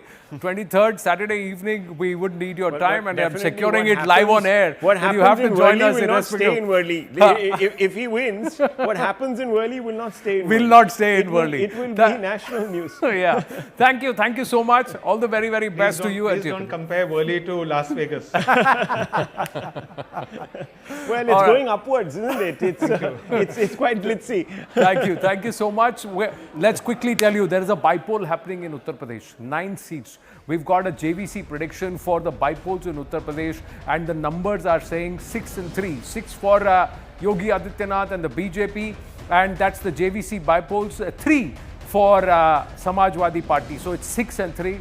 6 and 3. There is also a projection or a prediction that's come in from Z. Z News is actually using AI and social media conversation and chatter. That's what they are doing. And their number is closer to a 50-50 or a 60-40. 5 and 4 is the number for assembly bypolls. Matrize has also projected the assembly bypolls, and will that then shift the narrative in Uttar Pradesh? We'll have to see how much it affects. Matrize is coming out and looking at these 9 seats and saying 7 and 2. So overall, it means that an aggregate of 6 seats out of 9 will go to the BJP plus, and of course the Samajwadi Party will have about 3. That's what it looks like as of now if you look at these 3 predictors, projectors. Uttar Pradesh ki agar baat kare, how important are these assembly bypolls? Because Akhilesh has been trying to stitch a narrative that Lok Sabha ke baad he's on the up and Yogi Adityanath is on the way down. But these bypolls, will they then change the whole thing? This is very important, this election, as a barometer of what happens really in the Hindi belt, in the cow belt, so to speak. And Mr. Yogi Adityanath would want to at least appear to have consolidated after the reversals, which really cost the NDA its majority. No, and Akhilesh has been quite brazen, because today he said कि दिल्ली भी खिलाफ है, deputy भी खिलाफ है. Yes, so that's what I'm saying. So there is this internal dimension. I don't know how much that has played up, if those issues have been resolved, but for Yogi Adityanath to also project himself later on, or for the party to think that he is, remember, he's sent across the length and breadth of the country as the star campaigner after Prime Minister Modi and Amit Shah. Okay. Let's not forget. Okay. So that will depend a lot. But you know, there is a poll that is being put out where the Maharashtra number seems to be 48% the vote share. Which one is that? Because No, that we'll really would seem... We'll call out Maharashtra in just a bit. Quick word on Uttar Pradesh. Will this set the tone, narrative? Will Yogi Adityanath tell everybody to pipe down? Rashid Kitwai? I think, Anand, we must remember these are अगर bypolls. 6-3 का आंकड़ा होता तो फिर क्या कहेंगे? No. I think we must remember these are bypolls, so they cannot be by any stretch of imagination can be really, quantified in a very big manner. Of course, if these numbers hold true, it will be a personal. No, had it been 6 for Samajwadi Party and 3 for BJP, would you have said the same thing? No, yes, because most seats that are going to polls are, were held by Samajwadi Party. So therefore, it's a setback for Samajwadi Party if that happens, and it's a kind of personal glory, moment of personal glory for Yogi Adityanath, but nothing more and nothing less. तो ना दिल्ली चाहिए ना deputy चाहिए, मैं अकेला ही काफी हूँ. Will Yogi Adityanath say something like that to Akhilesh Yadav? If these projections hold, if these hold, big if. No, Anand, you must remember there are 400 seats in Uttar Pradesh, and we are going to judge, the politics of it by 9 by-elections. Sir, माहौल बनाने के लिए 9 seat काफी है, वो बहुत लोग जानते हैं, आप भी जानते हैं. माहौल बनाने के लिए 9 सीट काफी है. ठीक है. जी. Then we go back to Maharashtra after this. No, I want to make a point on the by-elections. If these numbers hold, they are significant. Simply because there was a complete change of direction in UP 3 months ago. Right? The momentum shifted. The UP is at the heart of the BJP's dominance in Indian politics. Correct. UP goes, everything goes. Correct. So in UP there was a complete turnaround, and Samajwadi Party became the dominant party there. So if you're getting a majority in 11 seats, of course I take the point Rashid is making that this is 11 is not 400, but still they are an indicator of momentum. देखिए, 2 बड़ी सीटें थी, 2 बड़े states थे, UP and Maharashtra, who returned the maximum seats. So if you take it together with Haryana 1 and 2 and these exit poll numbers, if these numbers hold, then it seems that these numbers would seem to indicate that the BJP has pulled back a lot of loss. Got Babulal Marandi ji who's joining us. Babulal Marandi ji, नमस्ते. आनंद बोल रहा हूँ यहाँ पर. मेरे साथ जाका और राहुल भी हैं. अभी तक जो रुझान दिखा रहे हैं एग्जिट पोल्स बता रहे हैं कि एनडीए की सरकार झारखंड में कंफर्टेबली बन रही है. आपका क्या अनुमान है? आज जो 38 सीटों की पोलिंग हुई है और 43 सीटें फेज 1 में जो हुई हैं. नहीं, अभी तक जो हम सब लोगों ने अपने कार्यकर्ता से और अन्य भी एजेंसियों से जो हम लोगों ने सर्वे कराए हैं, तो मैं कह सकता हूं कि इस बार भारतीय जनता पार्टी और एनडीए गठबंधन की सरकार बनने जा रही है और 51 प्लस सीटें एनडीए गठबंधन को आएगी। तो ये तो भारी बहुमत की बात हो गई। क्या क्या फैक्टर्स हैं, किस वजह से आपको लग रहा है कि इतना बड़ा नंबर आपको आएगा 51 प्लस? नहीं, फैक्टर तो कई एक होते हैं, क्यों कोई एक फैक्टर नहीं होता है। एक तो यहाँ का डेमोग्राफी का मामला है और संथाल परगना के बड़ा हिस्सा को बुरी तरह से प्रभावित कर रहा था। फिर राज्य में जो व्याप्त करप्शन है, भ्रष्टाचार है जी, ऊपर लेवल पर भी और नीचे लेवल पर भी, जहाँ आम लोगों की जुड़ा होता है, थाना, ब्लॉक, अंचल, और बड़े बड़े भ्रष्टाचार की तो आप सब लोगों ने नोटों के पहाड़ को भी लोगों ने देखा जी। और फिर पूरे 5 वर्षों में जो कानून व्यवस्था भी बिगड़ा हुआ था और फिर डेवलपमेंट का काम रुका हुआ। तो ये लोगों को लगता है कि भाई ये व्यक्ति काम किया नहीं, कमाने में लग गए, और सब लोग इनसे दुखी थे, नौजवान भी दुखी थे, जिन्हें नौकरी तो दिया नहीं लेकिन नौकरी के नाम पर मौत दिए। जितने भी एग्ज़ाम हुए सभी एग्ज़ाम में पेपर लीक हुआ। बच्चे सड़क से लेकर के हाई कोर्ट, सुप्रीम कोर्ट तक दौड़ लगाते रहे, लेकिन कोई कहीं सुनने वाला नहीं था। तो ये बच्चे, नौजवान भी नाराज़ थे, महिलाएं भी नाराज़ थी, आम जो आवाम है सारे लोग दुखी थे इस सरकार से।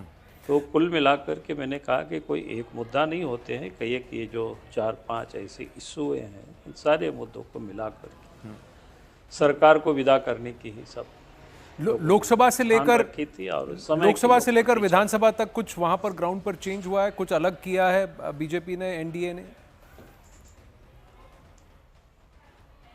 नहीं, लोकसभा चुनाव में चूंकि पूरा देश में चुनाव होता है तो एक हमारे नेताओं को भी इतना पर्याप्त समय नहीं मिल पाता है।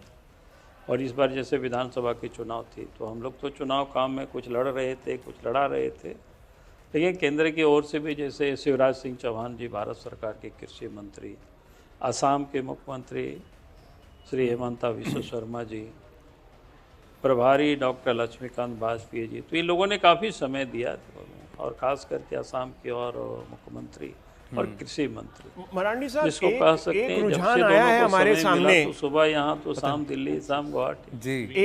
एक रुझान आया है हमारे सामने, जो क्या है बोले? जो एक रुझान आया है हमारे सामने जो एक्सिस का है, एक्सिस माई इंडिया, आपने नाम सुना होगा ये पोस्टर का। ये कुछ और बता रहे हैं, ये बता रहे हैं कि जो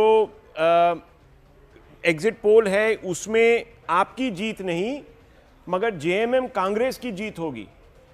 तो आप कुछ और बता रहे हैं, ये पोस्टर कुछ और बता रहे हैं, और इनका रिकॉर्ड काफ़ी ठीक भी है। ऐसा नहीं है कि 1-2 इलेक्शंस जो सबसे मेजर इलेक्शन है उस पर तो इनका चौपट हो गया, मगर उसके अलावा इधर उधर उन्होंने ठीक किया है। ऐसा भी नहीं है कि एकदम उनको आज की डेट में राइट ऑफ कर सकते हैं। बट मैं आपसे पूछ रहा हूं कि जो नंबर आपने बताया उसका मतलब यह है कि बीजेपी को भी बहुत उन्नति हुई है, प्रगति हुई है। अनुमान बताते हैं हम तो अपने कार्यकर्ताओं के काम के आधार पर मैं बताता हूँ क्षेत्र की परिस्थितियों को। जिस प्रकार से जो कि प्रत्येक चुनाव हम सब लोग लड़ते हैं तो एक प्रकार से एक अनुभव हो जाता है, कहाँ हम जीत रहे हैं, कहाँ हम हार रहे हैं, कहाँ हमारी क्या पोजीशन रहेगी, कैसे रहेगी। तो मैं कह सकता हूँ कि इस बार जो जनता में भी उत्साह थी, कार्यकर्ता में भी जो उत्साह था, तो कुल मिलाकर के और सरकार के प्रति जो निराशा थी, तो वो भारतीय जनता पार्टी और एनडीए गठबंधन के पक्ष में वो जा रहा था सब कुछ। बाबूलाल मरांडी जी, संगठन को कैसे आपने ठीक किया, क्योंकि कहा जा रहा था कि झारखंड का बीजेपी संगठन में भी थोड़ा सा कलह है, अंतर कलह है, क्या उसको भी आपने कुछ ठीक किया है? और अगर ये नतीजे ठहरते हैं तो 23 तारीख के बाद आपकी भूमिका क्या होगी? कंप्लीट उस तरफ चल रहा है। हम तो संगठन में प्रदेश अध्यक्ष हैं और अध्यक्ष होने के नाते हम चाहेंगे कि झारखंड में बीजेपी के नेतृत्व में सरकार बने। उसी के लिए हम सब ने मेहनत किया है, परिश्रम किया है। संगठन से सरकार की ओर रुख करने के कोई आसार दिख रहे हैं? नहीं, हमारा कोई वैसा नहीं रहता है कि मैं तो पार्टी के कार्यकर्ता होने के नाते जी हम चाहेंगे कि झारखंड से जो करप्शन जाए, जी झारखंड में जो यहाँ गरीबी है, पिछड़ापन है, बेरोजगारी है, ये सारी चीज़ें यहाँ से दूर हो जी। हमारा फोकस इस पर है, कौन मुख्यमंत्री बनता है कि ये कोई हमारे लिए बहुत बड़ा इशू नहीं है, ये कोई बहुत बड़ा मामला नहीं बनता है ये। जी, भारी बहुमत से अगर आपकी जीत होती है तो फिर आपकी दावेदारी प्रबल होगी, क्योंकि संगठन के अध्यक्ष आप हैं, प्रदेश कांग्रेस प्रदेश बीजेपी के, तो प्रदेश अध्यक्ष आप हैं। आपको बहुत बहुत ऑल द बेस्ट मैं कहूँगा और धन्यवाद भी कहूँगा कि आप अब इस वक्त जुड़े। पर एक वादा आपसे लूँगा कि 23 तारीख को भी आप हमें समय देंगे यहाँ पर नतीजे आने के बाद। चलो जरूर मिलेंगे आप सब लोगों से। धन्यवाद, thank you very much Babulal Marandi ji. Let's swing back to Maharashtra, ladies and gentlemen. Pradeep Bhandari, national spokesperson of the BJP with us. Axis My India numbers are being put out. Some other numbers have also come in. Overall, the mandate seems to be heavily in favor of the NDA. Pradeep Bhandari, are you still doing a bit of psephology? You had some indications on Haryana. Early exit pollsters going to get it right or wrong this time? Or are you a little worried कि हरियाणा में कांग्रेस को जिता रहे थे exit polls, कुछ और हुआ, अब यहाँ पर एग्जिट पोलस्टर्स एनडीए को जिता रहे हैं, कुछ और ना हो जाए? Anand ji, good evening to your viewers and good evening to you, Zak and Rahul. Well, what I can for sure tell you, Anand ji, that we are forming the government in Maharashtra with a comfortable majority. Also, we are forming the government in Jharkhand, and in Uttar Pradesh, we intend to gain more than 60% seats. And it is very simple. Point number one, in Maharashtra, if you look and study the election in detail, our vote share even in 2020-24, when we performed a bit not as per our expectation, the vote share remained intact at more than 25%. And we were only 2 lakh votes less than the Maha Vikas Aghadi. So overall, we've improved and we've done the correction like we did in Haryana. And there are 2 crore women who benefited from Ladki Behna, which according to me will be the swing factor along with Prime Minister Narendra Modi's welfare. So do not be surprised if the exit poll expectations on Maharashtra is an underestimation, and like in Madhya Pradesh 2023, if you recall, the final result surpassed everybody's expectation. But what I can tell you that the trend is fine according to what I am reading from the ground.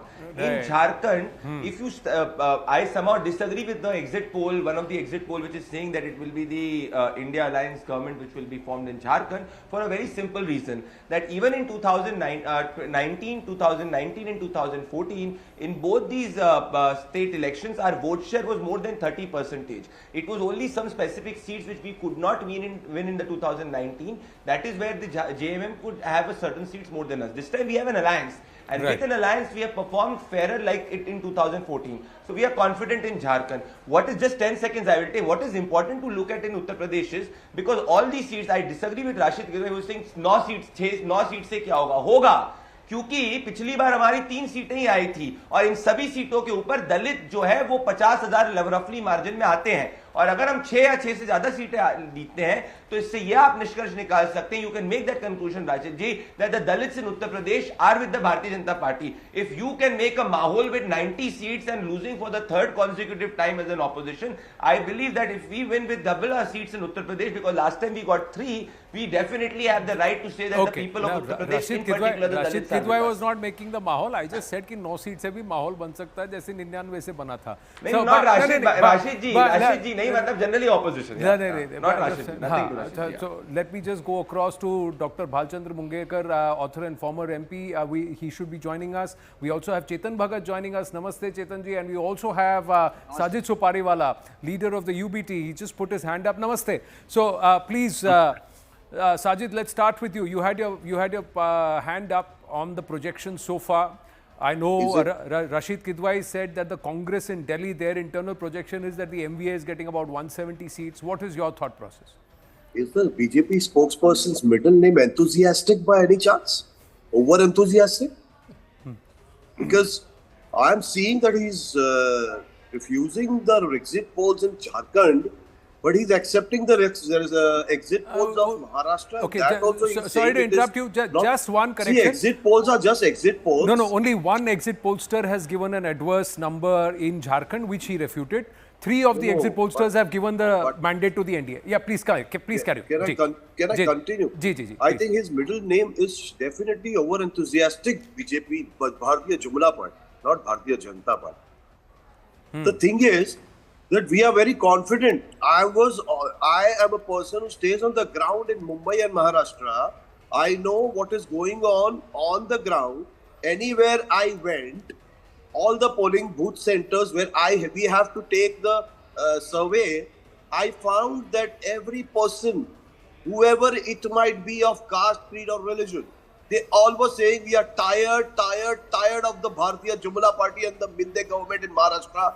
We want our jobs back to Maharashtra. We want our rights back to Maharashtra from Gujarat and other states. And we will vote only for the parties who are in interest of Maharashtra. Secondly, I saw everybody without me even trying to ask them whom you're voting. In the places where Mashal was there, they were saying we are voting for Mashal. We don't need your clarification for the symbols. And other places also, they knew the symbols by heart. So they loved the Maha Vikas Aghadi Sarkar by heart. Lok Sabha, they have been shown the door. Only they needed two pillars in the form of Chandrababu Naidu and that Nitish Kumar. Now here I don't know what they will want for. Now we three and other allies of ours are totally prepared to make a CM out of our Maha Vikas Aghadi. Right. And these exit polls are already showing cut to cut. Let the real results come, then you will know. What's your understanding? All, What's your understanding? Is it going to be cut to cut, or do you believe that the MBA will have a clear mandate? No, in fact, I am looking at a place where I think we will be more than 25% to 30% more than what they are even thinking about. Okay, so you believe that it will be runaway victory, more than 170 seats, Definitely, which is quite unprecedented in the Maharashtra scenario Sajid even now. if it was such a Chetan Bhagat, cakewalk, if it was such a cakewalk, It is why not a did it cakewalk. why did it take It is so not a much time cakewalk. for you to I'm finalize saying- your seats? Why did we see Sharad Pawar having to step in and dictate the terms? There seemed to be no. Hang on. And secondly, how is backing clerics who call for all sorts of, according to the BJP, all sorts of jihad against India, etc., in the interest of Maharashtra? We have seen no jihad, we have seen dharm jihad, we have seen a lot of jihad from these people as well. There is the form of jihad that they are showing. They are hitting people on the roads. No one is, corruption. Look, I mean, there was a note jihad. No, hang on. One second. The government was found with 2 crores of cash. Right. Which 2 crores? Where? And even we were having discussions. No, where is the 2 crores?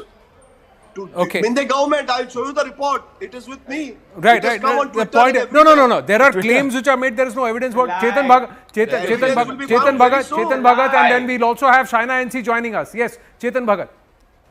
Hi guys, hello. Very excited to be here with this great panel. And exit polls, I don't know what to do with exit polls these days. They are more for fun. I think we all admit that they've been wrong many times. But, we are here to make the most of them. So there's no point just saying they mean nothing. A couple of things. I think when there is a close race, or if there is a race with an edge to BJP, what often happens? BJP only makes the government, right?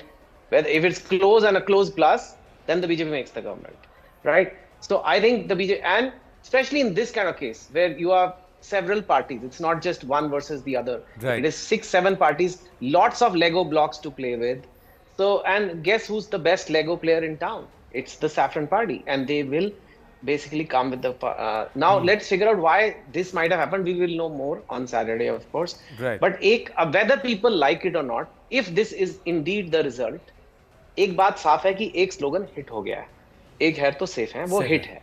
अब वो hit क्यों है, क्या सही है, ethical क्या है, वो अलग डिस्कशन है.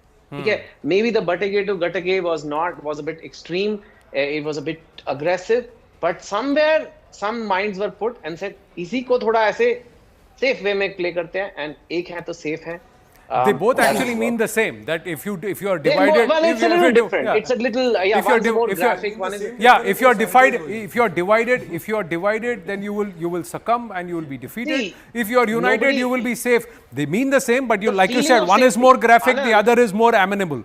That's also, what. Anand, feeling of safety, you cannot deny that I need a feeling of safety. Correct. If I tell you that you're going to be murdered, no, that's a bit too much. You may say, what are you talking about? I'll say, Anand, make sure you're safe in your home tonight. Correct. You'll say thank you, yeah. Okay, so that's more amenable. That has worked. So, a couple of projects came out. I mean, I don't know how much impact it makes, but in Mumbai, some projects were Chetan, please allow me to say hello to Shaina NC, candidate. Hi, Shaina.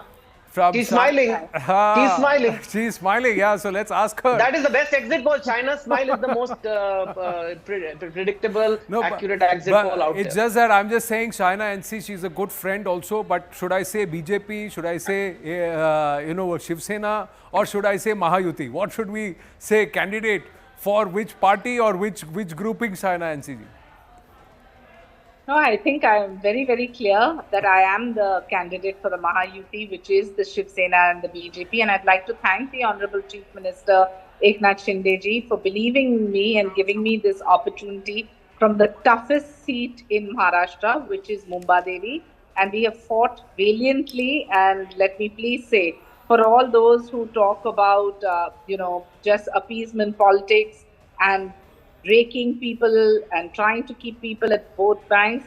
In Mumbai Devi, we have 140,000 Muslim and 1 lakh Hindus. And despite that, despite the topography, despite the caste community breakup, we are going to win. And this is going to be a historic victory for Maharashtra, where the Mahayuti will prove that sabka saath, sabka vikas, sabka prayas, sabka vishwas. And the biggest hit has been Ladki Behna Yojana. And when you had Mr. Shinde come in as the Chief Minister of Maharashtra, he empowered 2.5 crore women with giving them 7,500 rupees so they can start their own entrepreneurial venture from home or educate themselves or skill development. And it benefited us tremendously because But there are pollsters, Chinaji, there are pollsters, Chinaji, who are not giving the mandate to the Mahayuti. They are giving the Maha Vikas Aghadi the mandate. There are at least 3 pollsters who are giving the Maha Vikas Aghadi the mandate. So there also it's dead heat. Right. In the recent past, just go back to Haryana elections and you will know how they have been wrong. On that point, go back to China NC, on that point, we're also now joined by Pradeep Gupta. Now, he's interesting because Pradeep Gupta has come out with a poll which goes the other way on Jharkhand, significantly other way. So, Mr. Gupta, can you tell us how is it that you are running against the grain?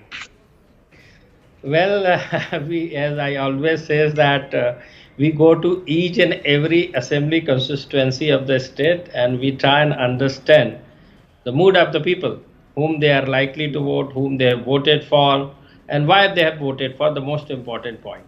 And 3-4 highlights I would like to put forward as far as the Jharkhand goes. First and foremost is there is a clear pro-incumbency in favor of Hemant Soren state government. That's one. 2, the way Maharashtra is having, the Madhya Pradesh was having Ladki Behna Yojana, there is a Maiya Samman Yojana. By the virtue of that, women in the age group of 18 to 50 years, they get 1,000 rupees every month. And state government has also promised it to increase it by 2,500. Of course, the NDA alliance has also promised the similar in the similar lines. Second is the free electricity. And the most important, this is the state where the Adivasi, the ST population is as high as 25%. And Muslim population 15%, 1/5. So you believe Jharkhand will go to Jharkhand will. Bhandari wants to come in Jharkhand, on this. you believe Jharkhand will go to. But what's your projection for Maharashtra? We have Deepak Kesarkar also in China NC also with us. So what's your projection for Maharashtra? We've got Mr. Supariwala also with us. So let's ask you, Pradeep ji, what's your projection for Maharashtra? Mahayuti or Maha Vikas Aghadi? I think for Maharashtra, particularly Access My India, we have decided to hold on to it for today at least. We need more time to study it. And in fact, we are known for post-poll study. And Maharashtra being a single phase poll in all 288 assembly constituency, we thought let's study further and come with the poll tomorrow. Okay, so let's ask Deepak Kesarkar ji. Deepak ji, namaste. There is a lot that's happened in the last 1.5 years in Maharashtra, and there's a lot that's happened in the last 4 or 5 months. What do you believe is going to happen? We are coming back into power. In fact, last election also, we had come back into power as Yuti. But unfortunately, the decision taken by Uddhav Thackeray was to join the Congress and NCP, and that's why we could not come into power. But simultaneously, it happened, which was public mandate. So this time you believe that the Lok Sabha trends were different. Do you believe what's changed in the last 4-5 months between you so confident about the Mahayuti? First is that wrong perception were created during Lok Sabha. We are very cautious about it this time. Second thing is the welfare measures that we have taken and welfare schemes that we have introduced have made a lot of difference. We had a connect with the people. A lot of various programs were arranged. The CM, DCM, they went to all corners of Maharashtra, introduce these schemes and take this scheme to the common people. And that is a success story. But Mumbai, 36 seats. Last time in the Lok Sabha, Mumbai, the Mahayuti did not fare very well. And also in Vidarbha Marathwada, two big pockets where the Mahayuti suffered losses. Do you believe you'll be able to claw back? We had Shaina NC, Milind Deora, all have contested from Mumbai. So there's a lot at stake for Eknath Shinde ji also there. Yeah, one thing I'd like to mention here is that the population which supports Congress is limited to certain constituencies. So remaining constituencies will do very well. That I'm very much confident.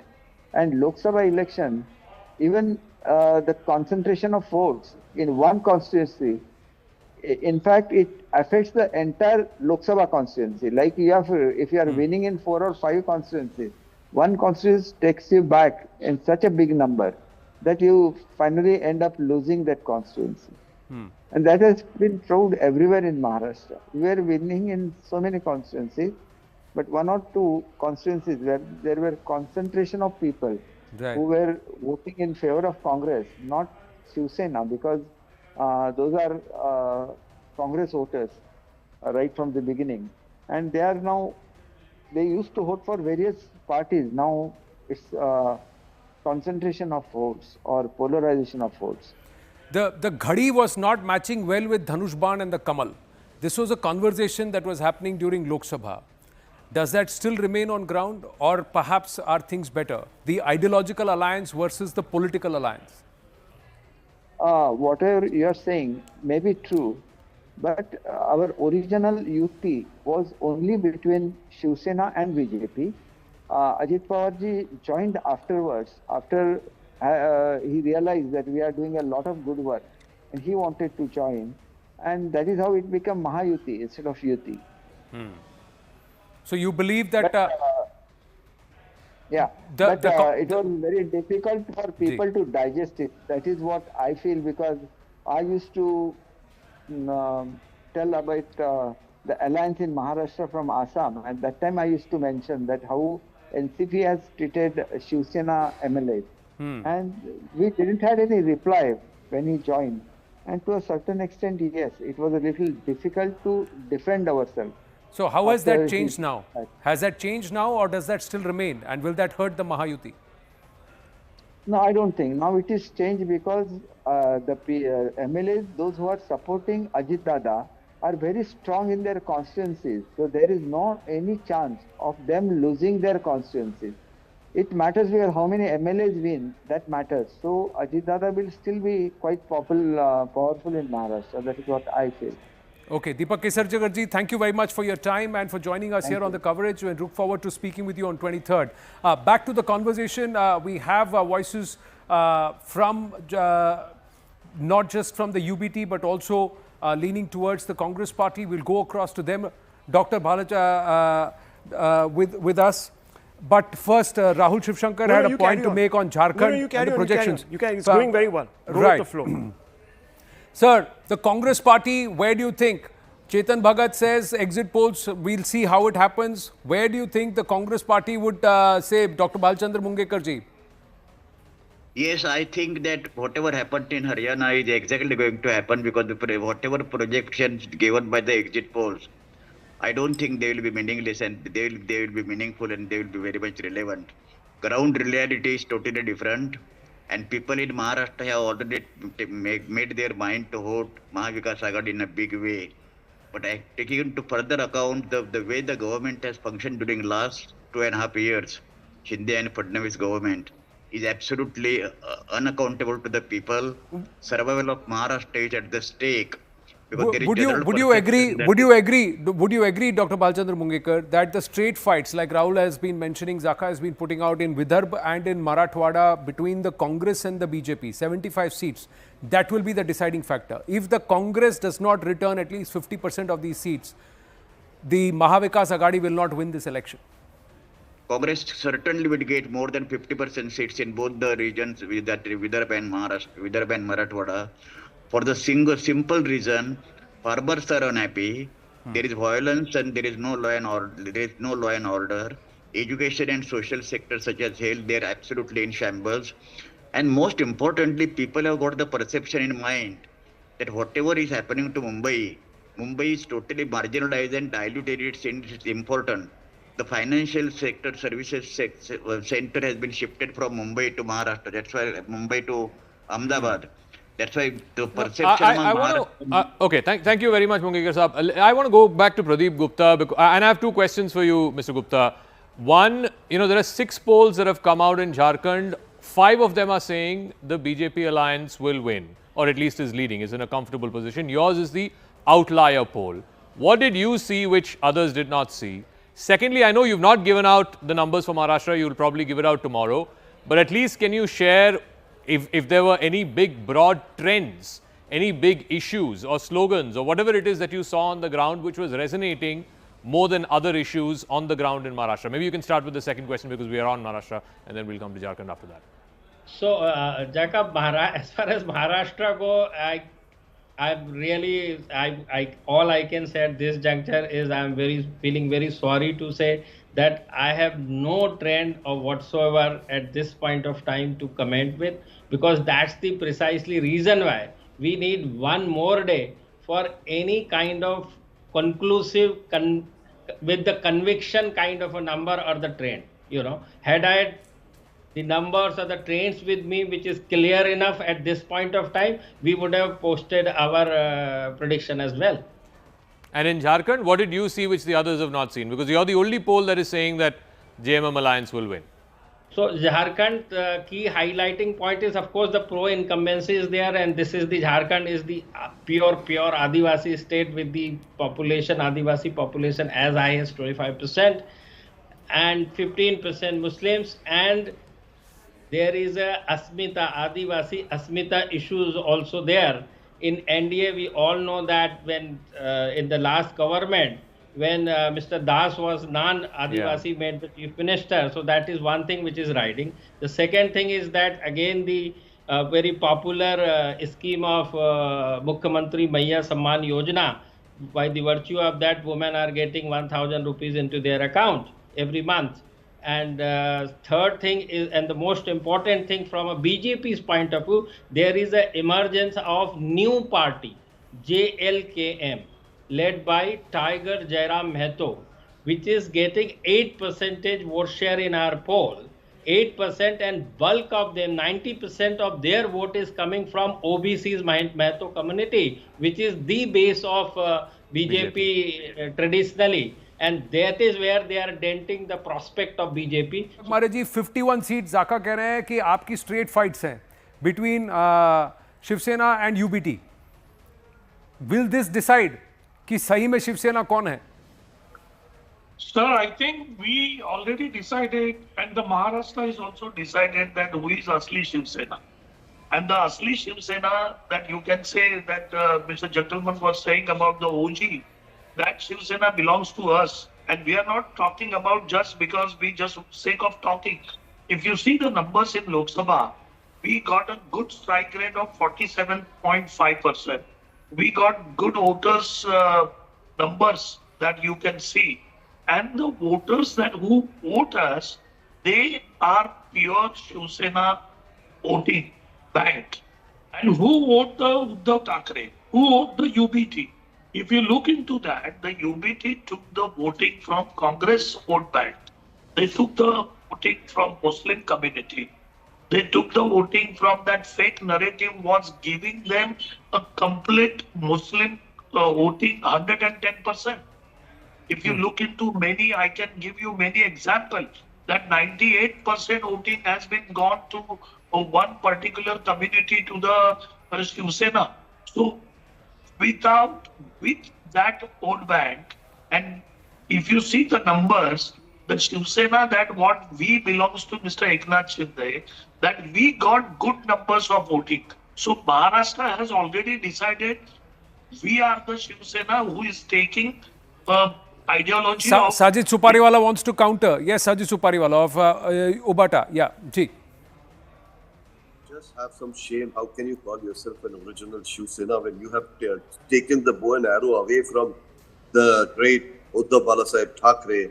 Then you have sold your souls to somebody who was not even wiping out the Shiv Sena from Maharashtra and taking the jobs away and giving it to Gujarat, the industries away and taking it to Gujarat. We have come on common minimum program with NCP, Sharad Pawar and the Congress. We want the justice for the Maharashtra state. We want the justice for the youth in Maharashtra. You are talking about let him complete and then you have taken back Ajit Pawarji in your team, whom you had told the most corrupt person. You have taken Nawab Malik into your team.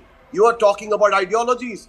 First go and wash your face and come back from your sleep, and definitely we'll show you your place in Maharashtra. We'll have time for this. No, once again, I want to move away from the rhetoric and focus on the analysis. Pradeep Gupta is there. So we are talking one second. No, let's move away. Let's move away, please. Pradeep Bhandari coming to you after Rashid Kidwai. Ji. I think Chetan made a lot of observations about Shiv Sena or lack of its character and face. Shiv Sena has always been led by doctrine of necessity. It started with that Vasant Sena, supporting Congress indirectly. They went after communists and then after South Indians and then of course Pakistan and Muslim bashing, all these things. In between they supported Indira Gandhi and emergency. Balasaheb Thackeray supported emergency. In 1980, when Indira Gandhi returned, Balasaheb supported Indira Gandhi. So this has been a very checkered listing. Shiv Sena, by no stretch of imagination, has been part of, so to say, Sangh Parivar or that Hindutva ideology as the RSS bandwagon. So this is also we must remember. No, but from 1992, since Babri Masjid, and 95 they formed their first government, till 2014, that's a good 20 years, Rashid. Yeah. So even now they are supporting, a faction of it is supporting Nawab Malik. So that is what I'm saying. So there is a doctrine of necessity. Whatever helps them, they go along with that. No, but in this case, the larger base question, you go back to the fact that the mandate in 2019 was given to a particular coalition, and who broke away from that coalition for their own particular reasons or whatever be the reasons. Now, either is justified, but overall that ideological spilling over happened in 2019. It's not happening in 2024 as many would say, but after that it's all a khichdi and opportunism, like you said, that also stands there to bears itself out in Maharashtra. Pradeep Bhandari, Rohit Chandravarkar and then Raju Bhagmare. Yeah.